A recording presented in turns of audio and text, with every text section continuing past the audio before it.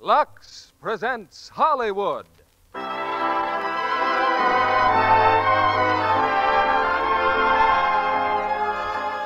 Lever Brothers Company, the makers of Lux Flakes, bring you the Lux Radio Theatre, starring Dennis Morgan, Jane Wyman, and Alexis Smith in One More Tomorrow.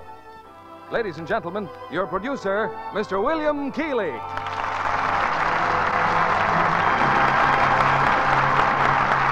Greetings from Hollywood, ladies and gentlemen.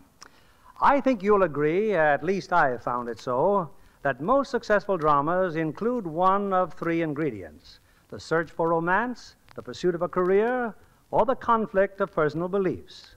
Our play tonight, One More Tomorrow, happily combines all three, which may be one reason why the Broadway version was such a hit and why it made such a successful motion picture. Another reason for its screen success is unquestionably tonight's three stars: Dennis Morgan, Jane Wyman, and Alexis Smith, who bring you Warner Brothers' entertaining and provocative screenplay. One More Tomorrow is particularly appropriate to this merry month of June, dealing as it does with problems of marriage and romance, a play I'm sure our June brides will especially appreciate.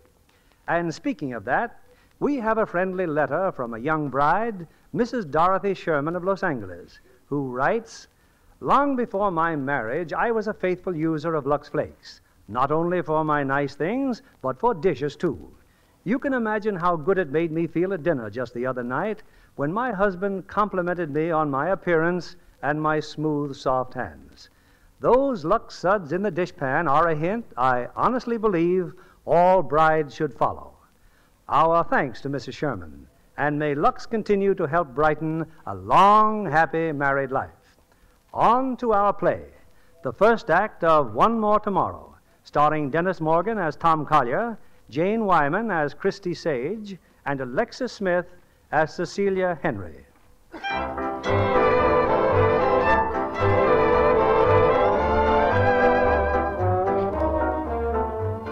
It's September 1939. The fact that Germany invaded Poland just a few hours ago is in no way interfering with the surprise birthday party for Mr. Thomas Rufus Collier III. At the door of Mr. Collier's country home in Connecticut, Pat, the butler, ushers in two young women. What's up, ladies? Trying to crash the party? Now, take it easy, Shamrock. I'm Miss Sage, and this is Miss Connors. We're from Mayfair Life magazine. Hoity-toity. You're not the butler. Why ain't I the butler? Oh, you certainly don't sound like one. That's what makes me so attractive, baby. Look, we came here to take pictures. We're supposed to shoot the party. Shooting's too good for most of them. So I gather. It's murder in Poland, and we've got to come here to a Playboy surprise party. I don't take it so big, sister. Just snag a couple of drinks and make yourself at home. Thanks. But would you mind pointing him out to us, that Thomas Rufus Collier III? It ain't polite to point, but that's him over there. Hey, Tom. Yeah? The girls want to take your picture. Why? The boss says why. Well, I've been asking myself the same question all the way from town. They're okay, boss. Come on over. Let them take your picture. Well, take your pictures, my child. The house is yours. Her name is Miss Sage. Would you mind going to the doorway? Your friends have just surprised you, and I get a picture of you standing there completely astonished. Astonished, huh? How's this? Oh, that's fine. All America's waiting for this, Mr. Collier. Please don't disappoint them. Oh, I never do. How are the lights, Anne? All set. May I have the first dance with you, Miss Sage? You do dance. Your head, Mr. Collier. Higher, please. I suppose it's all right if I dislocate my neck, huh? It's all right with me. Well, come on now, look astonished. Here we go, Mr. Collier. That's it. Oh, that's fine. Thank you. Oh, you're not going to stop with one. Well, we'll just browse around for a while, if that's all right.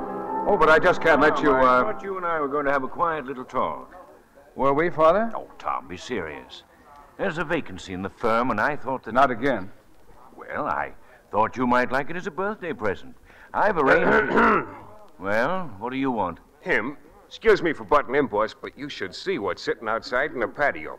Well? Your lawyer, but with a gorgeous tomato he brung with him. Oh, for heaven's sake. Yes, what's the matter with you, Pat? Can't you see my father and I are talking business? Huh? But if you let that tomato get away, you're fired. I'll be out in a couple of minutes.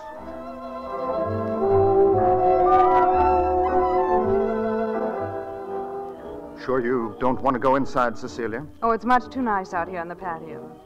Thomas Rufus Collier III has a very attractive house. Yes, there's everything, Cecilia.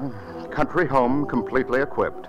Bachelor available. Is that fantastic butler part of the equipment? Oh, Pat? Oh, definitely. Tom discovered Pat in a bar in Brooklyn. He's been his man Friday for 5 years now. Tell me more about Tom. Well, no sense of responsibility and a little money. Enough for a life of leisure, while it lasts. Oh, his father's awfully rich. Money. The subject fascinates you, doesn't it? Completely. I just happen to like money. Lots and lots of money. I'm sorry, but I've lived on a shoestring ever since I was born, and I loathe shoestrings. And where exactly do I fit in? Oh, you know I'm fond of you, but well, as far as the future's concerned, well, Washed up covers it nicely, eh? Face it, Owen. A fine old family name and a pretty face are no good unless you do something about them. Oh, but why Tom Collier? You haven't even met him.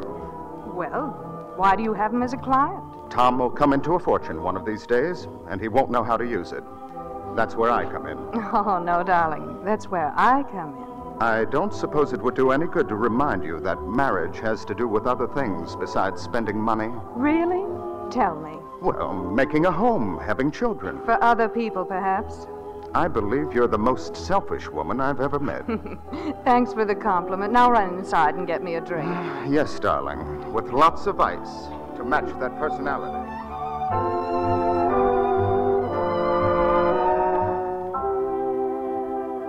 Well, I'm delighted to meet you, Mr. Collier.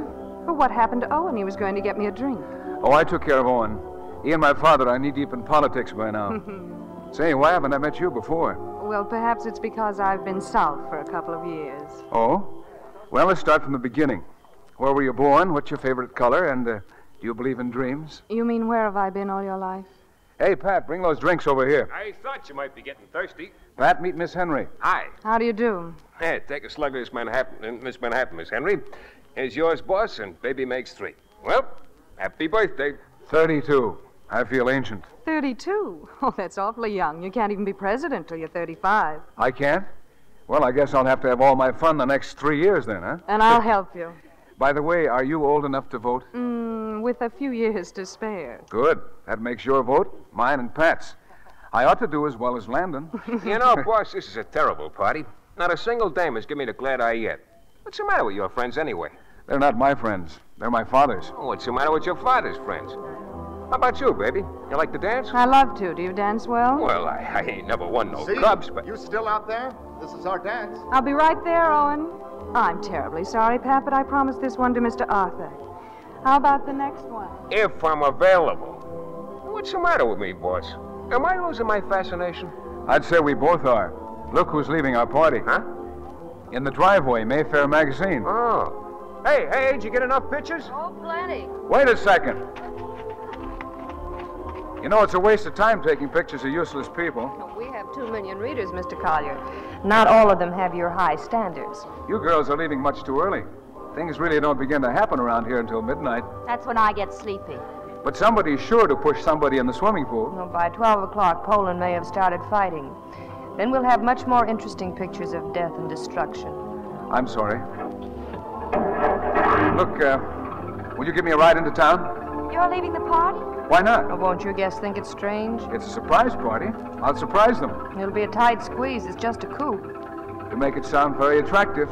Move over, boss. You too. Oh, sure. You're staying here, Pat. I'll phone you in the morning. Oh, who's going to help me with all those dirty dishes? Boss! Hey, you can't do that! Cecilia? Alone? Again? What have you done with Tom? It seems he disappeared with 2 mad photographers. I'm afraid manners are not his strong point. They will be. Oh? When I marry him.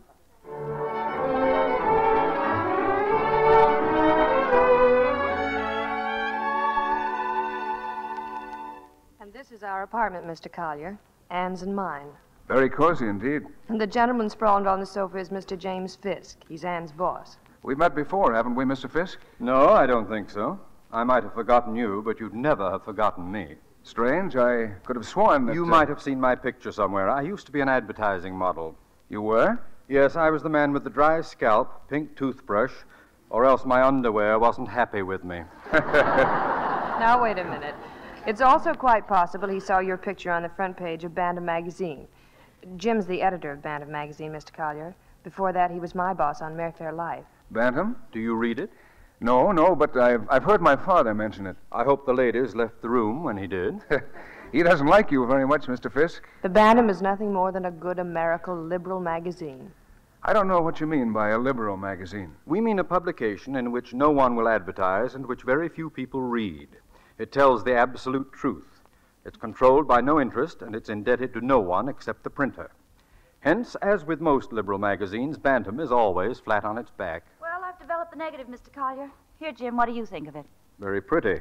But what is it a picture of? Of me, Thomas Rufus Collier III, amply demonstrating why there should never be a fourth. Hello?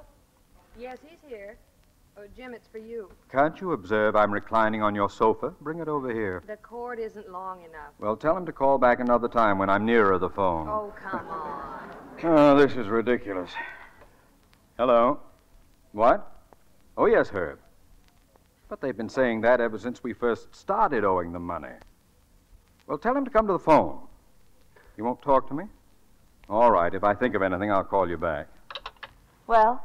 The magazine should go to press tonight, but the Randall Press flatly refuses to print another issue until we pay them the money we owe. How much is it now? Oh, about $7,000. How much has the Bantam got in the bank? The bank didn't even trouble to send us a statement last month. Figure it out for yourself. Must be lots of fun publishing a magazine. Oh, yes, you can see. We're all practically in hysterics. Mr. Fisk, how much money does the Bantam lose in a year? Oh, about $20,000. That's not much. Now, wait a minute. Now, if we worked very hard, I'm perfectly certain we could lose twice that amount. Why, I might even double my salary. Well, that's beginning to sound like I might be interested. Are you serious, Mr. What's his name? Collier. Collier? I think so. Now, wait a minute. If you're coming in on this just on a rich man's whim... This is not a rich man's whim. If the world's going to war, the least I can do is go to work. What do you know about the Bantam? Do you know what it stands for? All I know about the Bantam is that my father doesn't like it, and that's good enough for me. What we could do with some money, a bigger staff, a better makeup. We could even afford to hire you, Christie. Oh, that would have to be part of the deal. Miss Sage would have to go to work for us. Then we're all set. Now, have you got $7,000 in cash on you? I left my money in my other suit. Then write a check to Randall Press. Just hand me a pen and ink. Ink? Use my blood. And give me Mr. Collier's negative, Anne. Page 1 of our next issue. Meet the new publisher.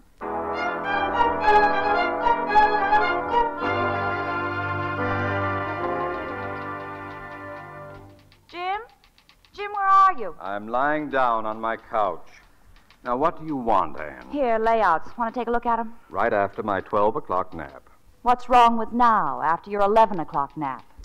Look, me a good girl and Buzz, Tom, and Christie, we have a lot of important matters to talk about. You're the laziest liberal I've ever known. Besides, Tom isn't in his office. I just looked in. That was a mistake. Always try him first in Christie's office. Oh.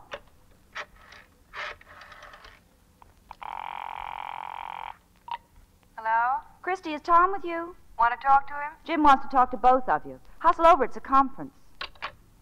How did you know Tom was with Christie, Jim? I majored in biology. Shall I tell you what I think? Oh, no. Please don't. I think those two are in love. Such things happen. They've seen enough of each other these past months. Hello, everybody. And what does our horizontal editor wish? Who wrote that editorial on the Bund meeting in Madison Square Garden? Well, I did. Why? Oh, nothing. It just reads good enough to be me. Thank you.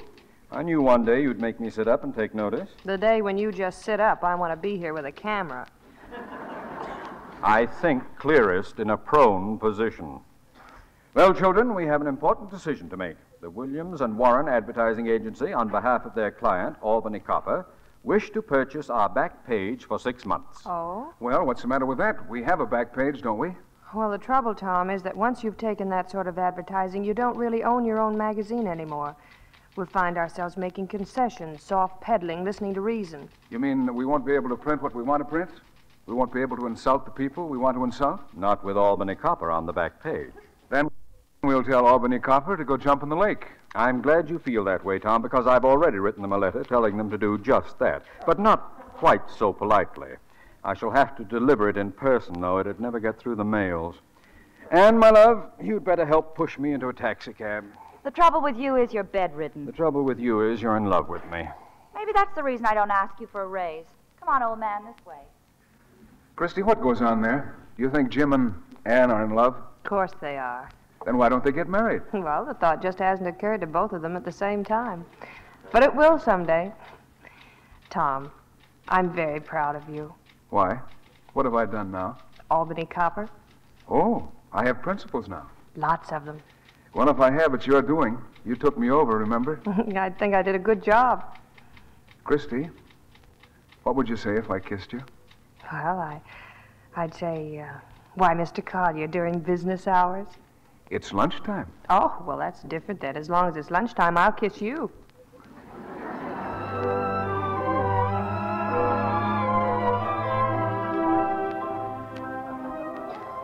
Lunch at Hayden's and champagne for lunch? My, oh, my. I told you this was an occasion. What occasion? I have plans to discuss with you, Miss Sage.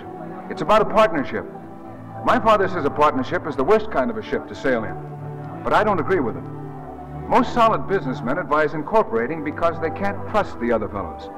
But in this case, I feel I could trust the other fellow completely. Here, try this wine. It's terrific. You were saying, Mr. Collier. Christie, look. I don't know how you're going to take this, but you can keep your apartment in town. On weekends, we'll drive up to Connecticut. I know it didn't impress you the first time, but it wouldn't have to be cluttered up with the usual crowd. We could have our own gang and a special soapbox for Jim. Well, how does it strike you? Christie, I'm trying to ask you to marry me. I guess I knew you'd ask me, sooner or later. Clever, Christie. Oh, Tom, I don't know what to say. Say yes, and I'll get back my appetite. Oh, look, we're good friends, the best in the world, but I wouldn't fit into your life at all. That's nonsense. You'd fit in anywhere. Tom, I don't like your pre-Bantam friends, and I know they wouldn't like me. I don't like them either. But they're part of your life, whether you're willing to admit it or not. But what about it? Please let me finish. I've worked so hard all my life that I've had no patience with people who didn't. I know myself pretty well. I'd be bored stiff with a lot of money. Oh, come now. Money's not so bad. Now, you see, you take it for granted. I couldn't. But you could go on working if that's what you wanted. But I wouldn't want to work if I were married. I'd want a home, a real one. Raise a family. Well, that's just fine. Oh, no, Tom. No, it wouldn't work. Christie, all this analyzing, it isn't getting us anywhere. You're thinking too much. Let yourself feel for a change. Tom, I believe in marriage. So much so I want to give it everything I've got when the time comes. I don't think a person ought to get married unless it's all important. I mean, when you think of the person, you're breathless, never any doubt. An all-out feeling. Are you trying to tell me you don't love me? Oh, I'd know if I loved you. Is that final? Well, then I guess there's nothing more to say. Kind of spoils things. You mean the Bantam? Yeah. Well, don't worry about that. I'm resigning anyway. Christie. No, look. I've worked a long time for other people, and now I want to work for myself. I want to get away and find a new approach. I thought about going down to Mexico. Wish me luck, Tom. Christie. Oh, I'm sorry, Tom. Desperately sorry. Sure. Come on, let's get out of here.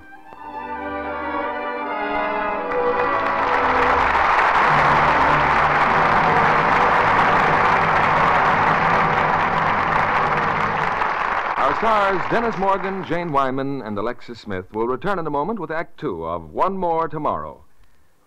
What's this about a new use for an unfinished house, Libby? Why, it makes a wonderful place to dance. That is, if you're as clever as Gene Kelly. In Metro-Goldwyn-Mayer's new picture, Living in a Big Way, he does the most sensational dance of his career. Right over the roof, walls, and framework of a half-built house. Even the tools take part. Well, if I were building a house, I'd like to have Marie McDonald inside it.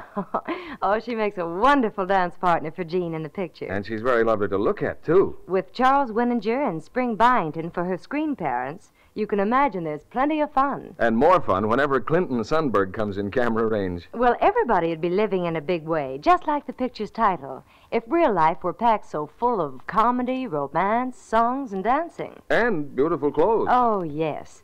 Marie McDonald's costumes are absolutely out of this world. They stay that way, too, through strenuous dance routines, because they get such perfect care. Meaning Lux Flakes? Yes. I was surprised at how many of the gorgeous dance costumes were luxed to help keep them in first-class condition for the picture. Though, after all, the studio's rule is the same one smart girls everywhere follow. If it's safe in water, it's safe in Lux. Colors do stay lovely longer with Lux Care. That's been proved.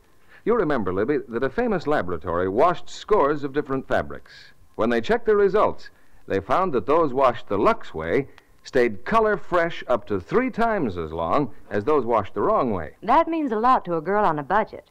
She can Lux everything from play clothes to pretty afternoon dresses for ever so little, yet keep them fresh and gay much longer. That's true, Libby. I've seen summer cottons and printed rayons luxed as many as 20 times, and they still had that nice-as-new look, that Lux look.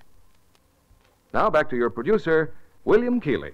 We continue with the second act of One More Tomorrow, starring Dennis Morgan as Tom Collier, Jane Wyman as Christie, and Alexis Smith as Cecilia.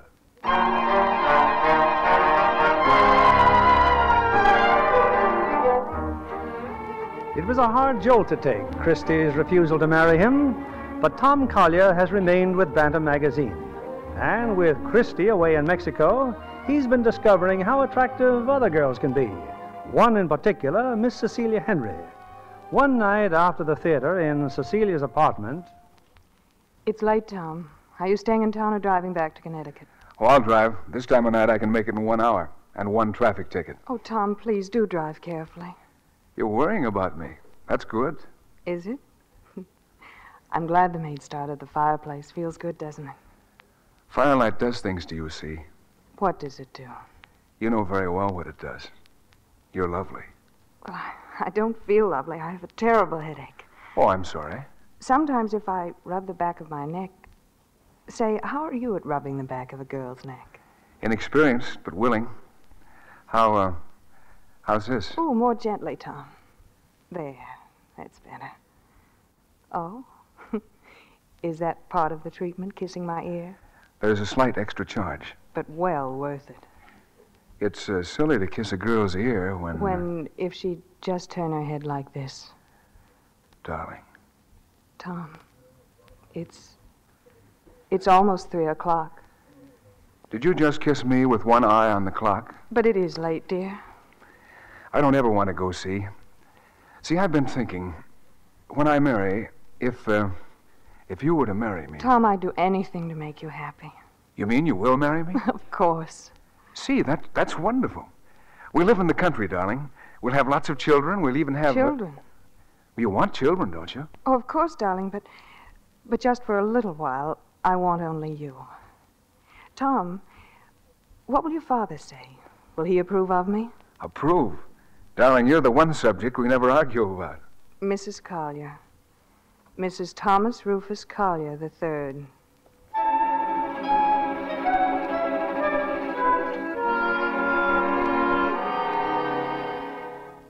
Well, say something, Pat.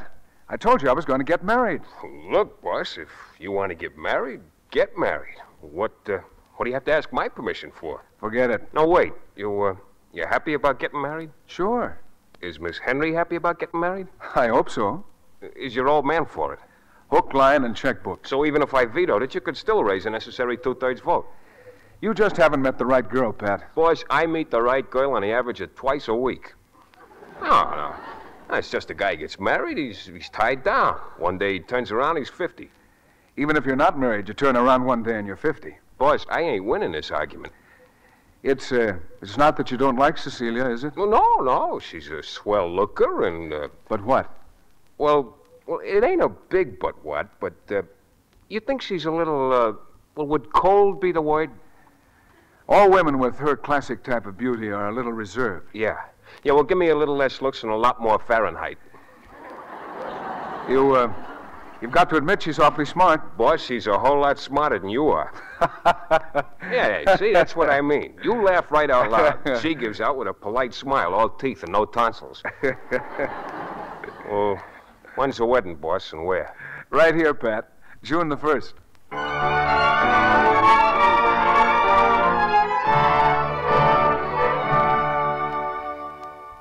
I'm sure glad we don't throw a wedding here every week, boss. The guests all gone? Me and your old man just rolled the last of them out the front door.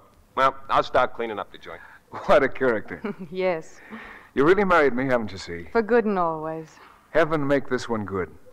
You see, I haven't much confidence in marriage. I was exposed to a very bad case as a baby. We'll make this one good. Oh, Tom, it was such a wonderful wedding. And I'm so glad your friends from the Bantam were able to come. Tom, wasn't there another girl from the magazine? Christie? Who? Miss Sage. She's in Mexico, I think. Oh. Well, should we... Well, here you are. Hello, Father. Tom, marrying Cecilia is the only smart thing you've ever done. Being born your son wasn't such bad judgment. I have a little present for you. Here, a check. Oh, well, I didn't know there was this much money in the world. In Father's world, there is. It's very generous, Dad. What are the strings? Well, I don't expect you to throw it away on that crazy magazine, if that's what you mean. That's what I thought. But I have no objection to the publishing field. Matter of fact, I made a few inquiries. Wilder and Higgins might be persuaded to sell a half interest in their outfit. I'm sorry, Dad. I'll stick with the Bantam. Oh, the Bantam. Nobody reads it. Nobody ever will. You'll ruin yourself supporting it. That's a risk I'll have to take. Thanks anyway, Dad, but we won't need the check. Why, Tom? I'll see you in the house, darling. Ungrateful young fool. Don't be upset, Father. He'll find himself one day. Cecilia, if there's any hope for Tom, you're it. From now on, I leave everything in your hands. Including the check? Including the check. You know, you and I should have been in business together. Well, we are in a way, aren't we?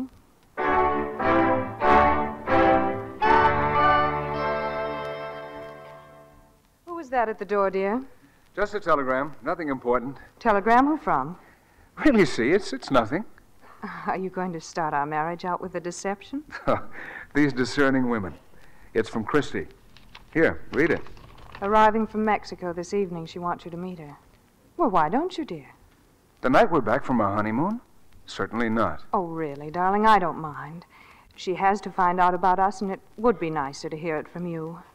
See, you mean that? Of course I mean it. You're unusually charitable for a woman. I like that. Thank you. She would think it strange if I didn't meet her. We were good friends, see? Yes, I know you were. Now go and meet her, darling. Run along.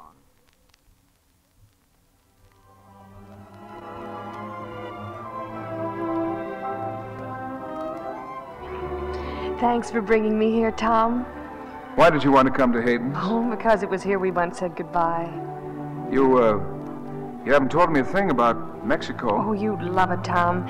Sometimes at night in the sleepy little towns you hear a man singing far away, and beyond your balcony the stars are whiter than any stars ever were. You've changed. Analytical Christie talking about stars and balconies. I remember the last time we were here. Oh, Tom, I was so wrong. I wanted so badly to tell you. I did love you, only I didn't know it. Why didn't you sock me for being so stupid? Why didn't you, darling? It would have saved us so much time. Christie. Tom, I love you so much. From the very moment I began to miss you, Christie, I've just been married. Who is she? Cecilia Henry. Oh. Tall, blonde, and beautiful. Does she love you? I think so. Clever, Christie. Knew all the answers. Clumsy Christie.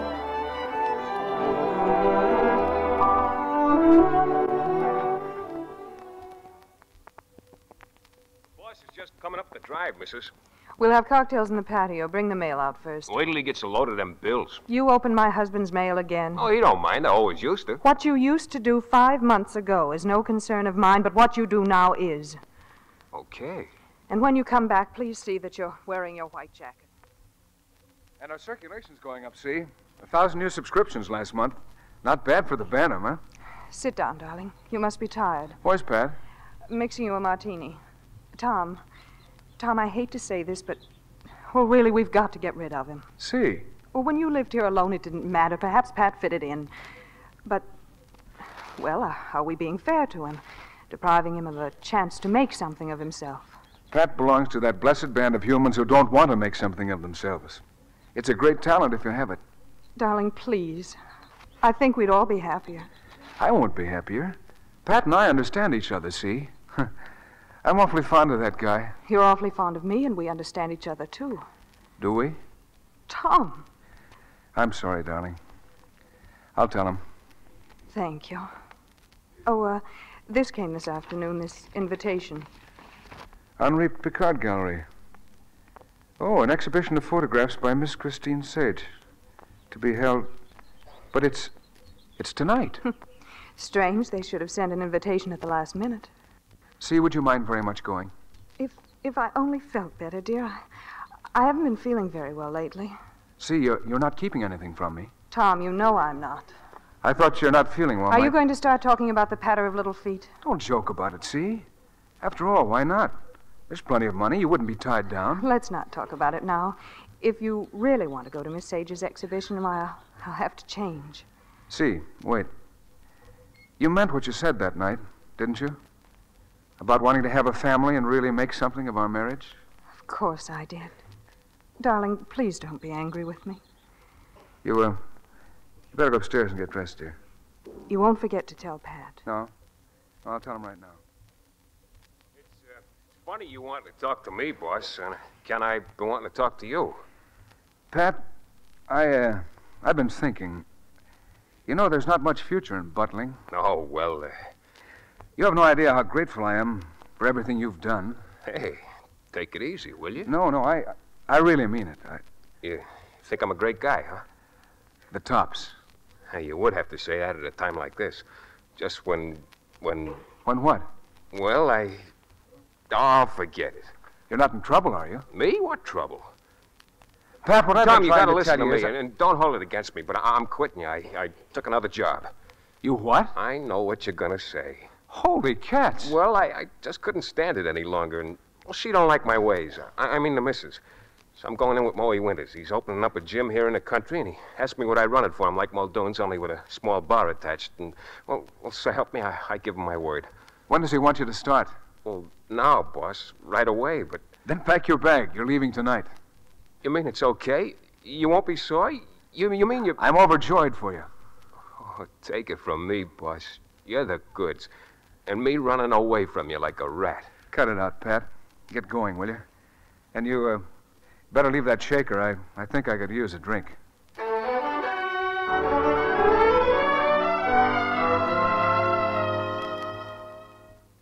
He's gone, see? Pat's gone. Thank you, darling. I know it's for the best. Hey, didn't you come up here to get dressed? Well, I'm really not up to it, Tom, an exhibition. Besides, it would be better if you went alone. But see, I thought... Run along, darling, or you'll be late. Won't you change your mind? No, dear. And don't worry about me. I have a treat in store for myself. Treat? The luxury of missing you. See, I'm not going either. But, darling... No. Oh, but you wanted to, and Miss Sage, she'll be disappointed. I'll send her a telegram.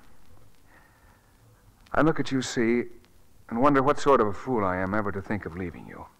Tom, you're so very sweet. You're beautiful, see. I've never seen you look so beautiful.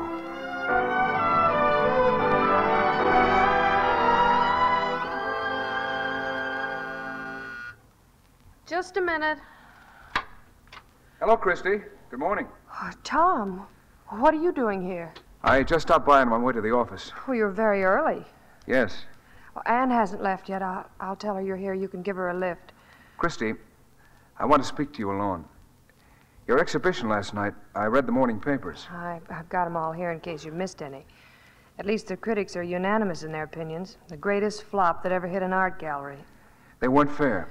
No, I don't think so, but how do you know? You weren't there. No, I thought maybe you'd be needing a friend. Don't let the critics get you down, Christie. Oh, but I'm not down, Tom. I've got all sorts of commercial assignments, and besides, Jim Fisk called me and wants me to write a series of articles for the Bantam. Yes, he mentioned that. So, I'm on top of the world. Let's skip it, then. Oh, no, Tom, don't soften. Be tough so I can take it. Not tough. Honest. You taught me to be honest, remember? All right. Be honest. You have a great talent, Christie. Thank you. How do you want me to use that talent? Well, I'd use it to... Look, let's have lunch and talk it over. No, Tom. I've missed you, Christie. Haven't you missed me? Well, you see, it's this way.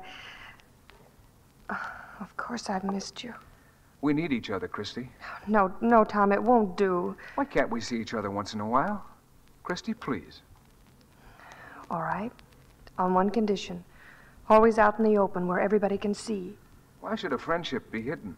What's there to hide? Well, things get misunderstood. Not this. 1 o'clock for lunch at Hayden's? I'll be there. Thanks, Christie. Everything all right, Christie? I recognize the voice. Couldn't be worse. Oh, poor kid. No, I'm glad, but I can't see him again. Yeah, that's wise. No mess. We couldn't have that. Hey, now, take it easy. He said he'd give you a lift to the office. He'll come back for you now. And if I see him again, I'll die. He loves you, Christie. Oh, I don't know. I don't think he knows himself. Oh, Anne, did you see the way he looks? Curly hair and that same crooked smile. Now, stop it. He'll always look like that, even when he's old. And the funny way he stands with his feet sort of... Duck-footed? Oh, no, not at all. It's a perfectly natural way to stand. Hey, I forgot Ann. Let's make it 12:30, Christie. 12:30 at Hayden's.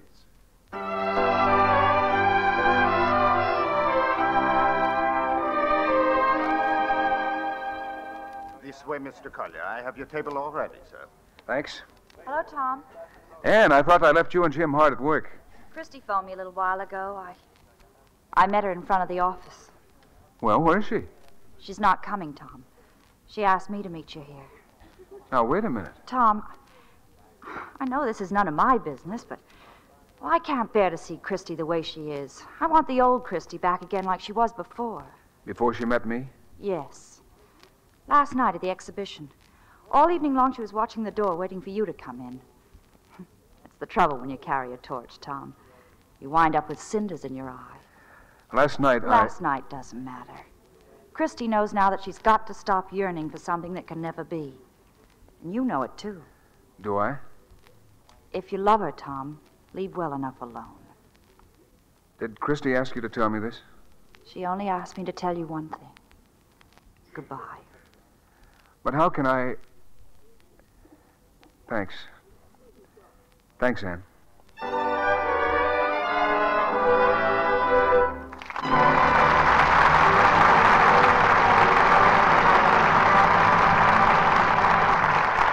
We pause now for station identification. This is CBS, the Columbia Broadcasting System.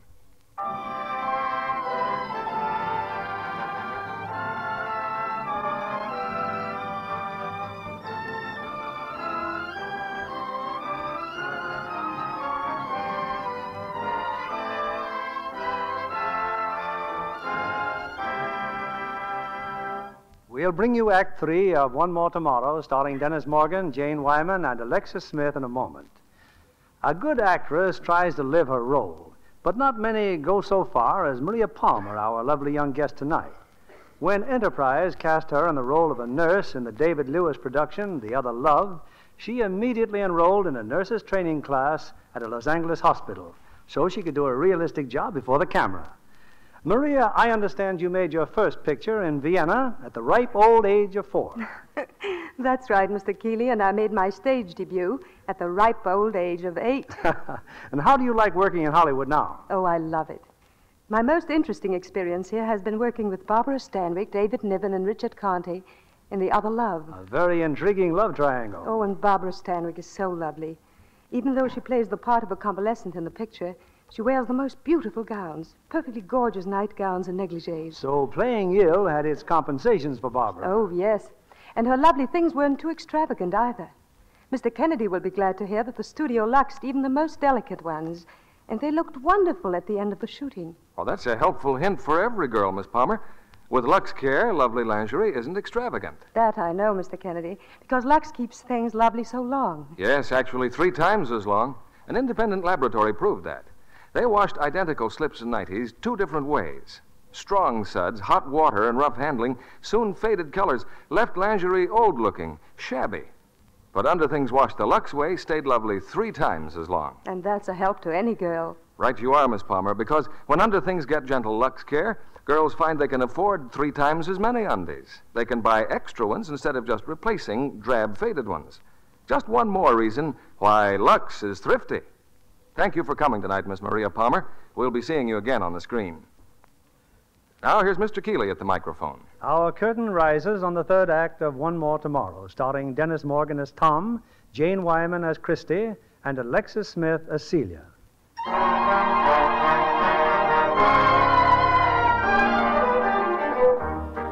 For a month now, Tom's been in sort of a daze. He's deserted the Bantam, spent a couple of weeks in Quebec with Cecilia, but now on a bright winter's morning, he's wandered rather aimlessly back to the offices of the magazine. Well, how do you do, Mr. Collier? Darn nice of you to show up. Thanks, Jim. How's everything? Fine. Business is much better since you're not behind your desk every day. Where is everybody? Christie's out of town, if that's what you mean. Yes, that's what I mean. And how's your wife, Mrs. Collier III? Do you really care? No Anglo-Saxon really cares. Well, I think I'll take the afternoon off. Just a moment. I have a little matter to discuss. Can it wait? I'll be back again next month. Here on my desk is a series of articles about a certain company. This company has an Army contract. The articles prove they've been delivering defective wiring to the Air Corps. Is that so serious? My dear boy, the wiring goes into airplanes. Yes, I think it's serious enough to cause a congressional investigation, which might send a few people to jail. Well, what's the hitch? Go ahead and publish the articles. One hitch is that the company in question is Albany Copper, an outfit festering with your friends. It means your friends would go to jail. Oh, it isn't exactly nice to send your friends to jail. They're not exactly nice people. Confound it, they ought to go to jail. I think so. Well, go ahead and publish the articles. You're sure now? Be a lot of pressure on you, you know. Hello. Yes, he's here. Just a moment. It started already. Papa's on the line. Oh. Hello? Yes, Father? What? Yes, I think so. Lunch will be fine. I'll meet you at your club in an hour. No, to be perfectly frank, Tom, I wanted to see you about that series of articles your magazine is considering. They're founded on a pack of lies, my boy. They're not, and you know it. I know nothing of the sort. Oh, someone at Albany Copper might have made a minor mistake, but... I know these men, Dad. They never made a minor mistake in their lives. Tom, they're our friends. I grew up with most of them. You grew up with their sons. Excuse me, Mr. Collier. Telephone, sir. Oh, give it to me. How would anyone know I was here? Hello. Yes? Oh, well, how are you? No, not quite yet. But I've no doubt this advertising firm will see the light. Fine. I'll call you tomorrow and confirm it. Yes, goodbye. Now, look, Tom, I don't really have to remind you of the things our sort of people do and the things we definitely do not do. Perhaps you'd better remind me. Well, for one thing, we don't deliberately try to ruin our best friends. Who do those men at Albany Copper think they are, Dad? Is a profit more important than a life? What makes them think they're beyond punishment? Now, Another Tom... phone call, sir. This time it's for young Mr. Collier. Now, how would anyone know I was here? Hello? Oh, yes, Jim. No, don't worry about it. It's not as tough as I thought it was going to be. No, I guess I'll run on back to Connecticut. I'll see you tomorrow. Right. You were saying, Father? Nothing. Nothing at all.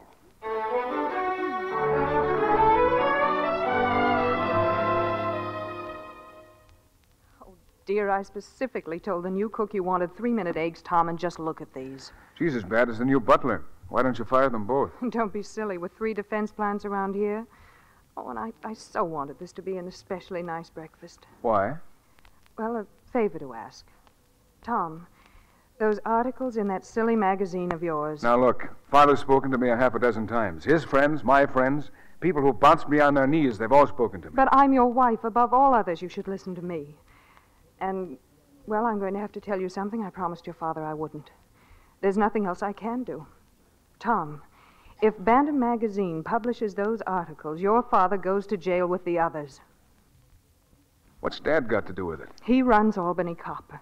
Yes, I know it isn't generally known, interlocking directorates, dummy vice presidents, and all that. But the point is, if the rest are guilty, he's guilty too. Why didn't Dad tell me this? Well, because he's a gentleman. He's willing to take what's coming to him rather than let you sacrifice one of those so-called principles of yours. Are you sure, See? Absolutely sure? He made me swear I wouldn't tell. But then I haven't any principles. I better get downtown right away. Oh, incidentally, dear, try to get home early. We're entertaining, you know. Hmm? Oh, sure.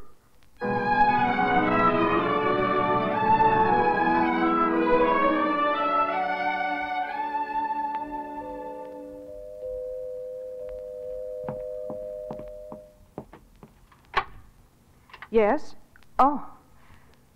Why, you're Christie Sage, aren't you? Good afternoon, Mrs. Collier. Won't you come in? Thank you. I'm sorry to have kept you waiting, but I've been on the phone. My cook and butler suddenly decided to quit. I've been trying frantically. Well, I won't take up much of your time. Oh, I'm so sorry. Tom isn't home. Tom's in his office, Mrs. Collier. We've had to make a lot of last-minute changes in the next issue of the Bantam. A series of articles was suddenly canceled this morning. Oh? Well, do sit down, Miss Sage. You know, I feel I know you quite well. Tom has spoken of you so often. Really?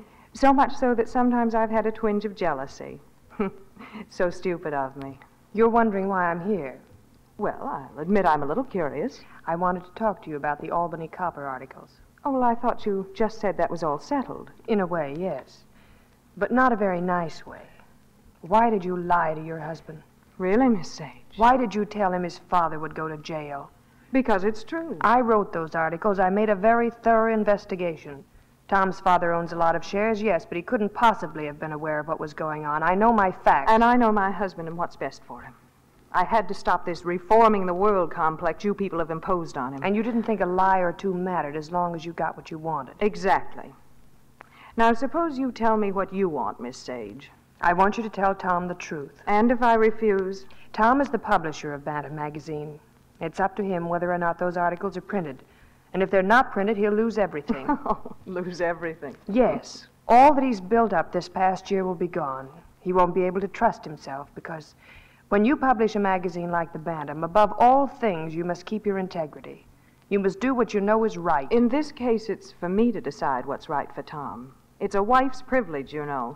The right wife, yes. You're very outspoken. I'm sorry, but... No, really, I like it.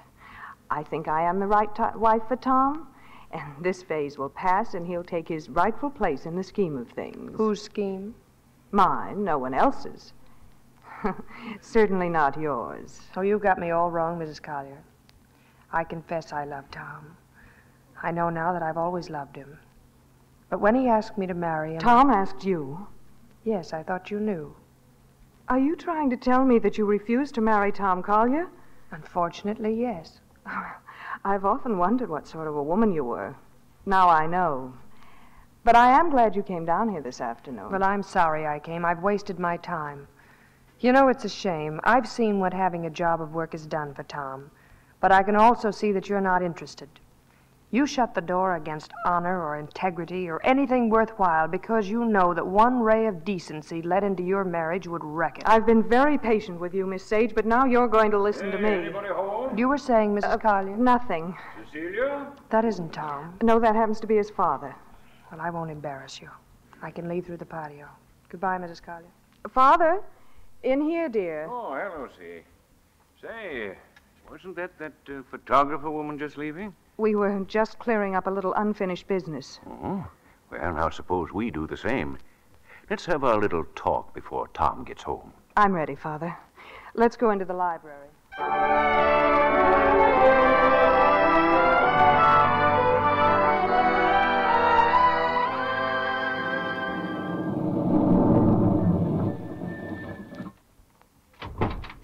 Boss! Hiya, boss! Pat! What are you doing here and in that monkey suit? Well, if you don't mind coming in the kitchen door, I'll tell you.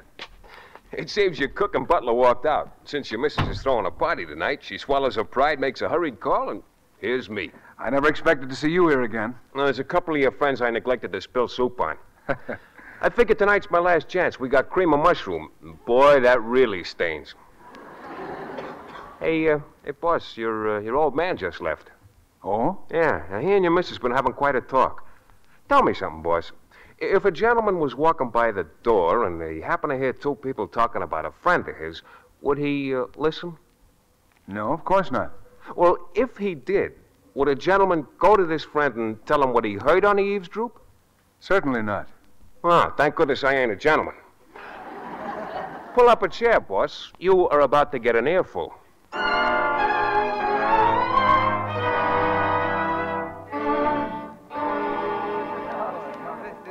Well, good night, Z. Had a lovely time. Good night, Henry. I brung your car up the driveway, Mr. Pickering. Thank you. I can't tell you how sorry I am about your dinner jacket. Oh, nothing at all. Just a little soup stain. Ain't I the Butterfingers? Tom, dear, are you tired? No? Do I look tired? Well, you look something. Did the party bore you? I thought it was a grand success, except for Henry's dinner jacket. Yeah, I thought it kind of relieved the monotony myself. You can turn out the lights, Pat. Good night. Okay, Mrs. Good night, boss. Good night, champ. You coming up, dear? See, I want to have a little talk with you. Well, of course, darling. What about? First of all, I'm going to print those articles. Your what? I'm going to expose the Albany copper scandal. Oh, you're talking nonsense. No, see, for the first time in months, I'm talking good common sense. Oh, but I told you your father would... I know what you told me. I know the lie you told me. Lie? I know all about that little plan of yours and Dad's. You'd believe Christine Sage before you'd... Christie? What does she know about it? Pat told me. Well, suppose you do know. Don't you see Father's doing it for you?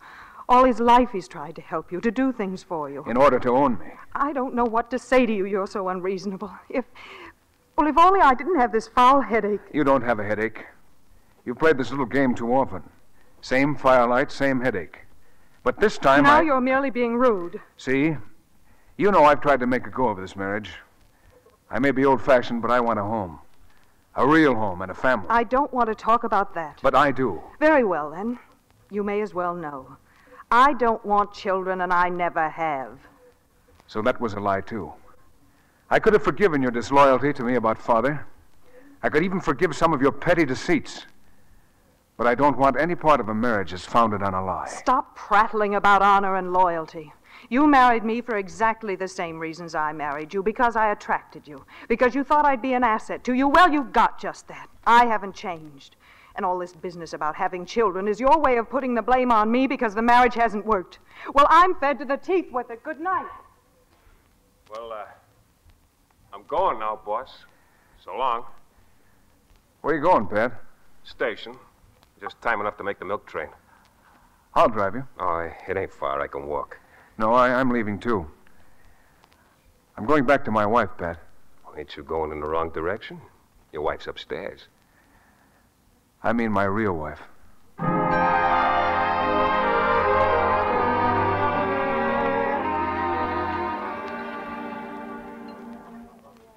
Christie! Christie, over here. Tom, I came as fast as I could. Oh, Anne phoned me that you were here. Here we are meeting at Hayden's again.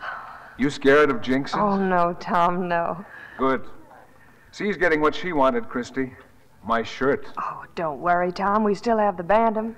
That little fellow's going to have to support me from now on. He will. Well, I've had a busy morning. I've sent my friends to jail, my wife to Reno. What are you doing this afternoon and this evening? Well, I don't know.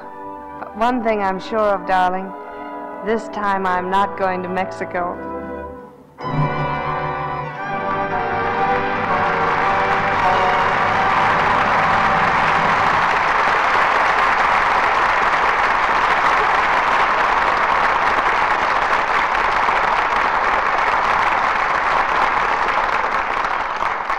Before our stars return for their curtain calls, Sally and I have a story for you. It's called Where There's a Wool, There's a Way. Or Leave It to Lux. It's a continued story because when you give your blankets Lux Care, they continue to stay soft and fluffy longer. And it's an escape story because with gentle Lux Care, you escape things that are particularly hard on wool blankets. There's no need for hot water or strong soap. None of that rough handling that's so apt to shrink and roughen the soft wool fibers. It's a story that needs to be told right now, too, when you're getting ready to put most of your blankets away for the summer. You know how wonderful Lux is for baby woolens, your own sweaters, and your husband's wool socks. Well, it's just as wonderful for wool blankets. And they stay lovely, last longer when you Lux them. Besides, moths don't like clean blankets. But, Sally, let's get right down to the facts of our story. How to wash a blanket. Chapter 1. If the binding is badly soiled, brush it lightly first with Lux suds. Then make extra rich Lux Warm Lux suds about 4 inches thick in your tub or washer. Wash gently by hand without rubbing or run your machine 3 minutes. Chapter 2. Rinse several times in water the same lukewarm temperature by hand or run the machine 2 minutes for each rinse. Don't wring or twist. Chapter 3. Hang it out of doors over 2 or 3 parallel lines. Be sure to pick a sunny day with a light breeze. From time to time, shake the blanket gently to help fluff the nap. When it's dry, press the binding only. So there's our story. A success story that really begins when you buy a box of Lux Flakes and leave it to Lux to care for your blankets. Back now to William Keeley. You've heard from Lux Flakes. Now let's hear from our 3 stars, Dennis Morgan, Jane Wyman, and Alexis Smith.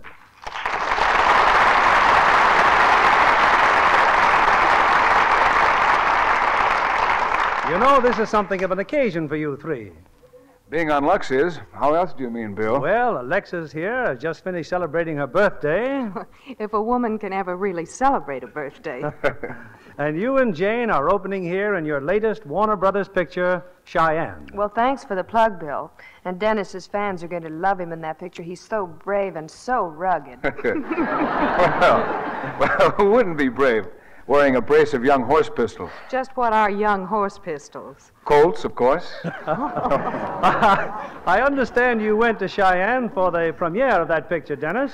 That's right, Bill. Almost didn't get back. What happened, Denny? Well, they don't know when winter's over in Wyoming. We almost got snowed in. Snow, the end of May? 6 inches. How do you account for that? Well, that's too deep for me.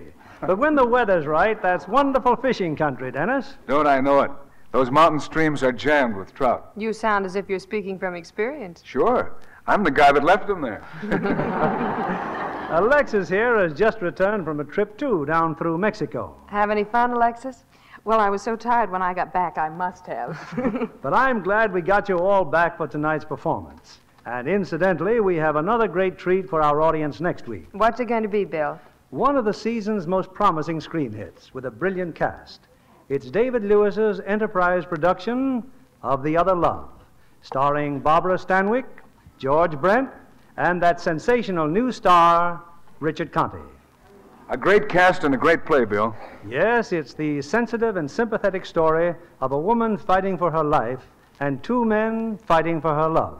A strange, dramatic triangle that builds to a deeply moving climax. Sounds like a wonderful evening to look forward to. Good night, Bill. Good night, and Good our night. sincere thanks.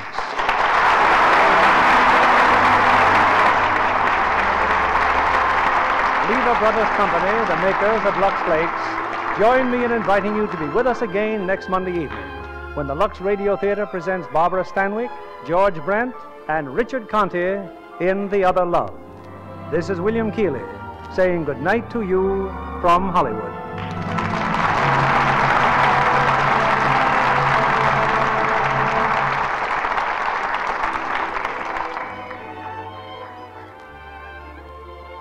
Here's a way to help bring down your food budget. Just save every drop of used fat in your kitchen. Turn it in regularly to your dealer. He'll give you cash for it. In fact, more than dealers paid last year for used fat. Use that money to cut your meat or grocery bill.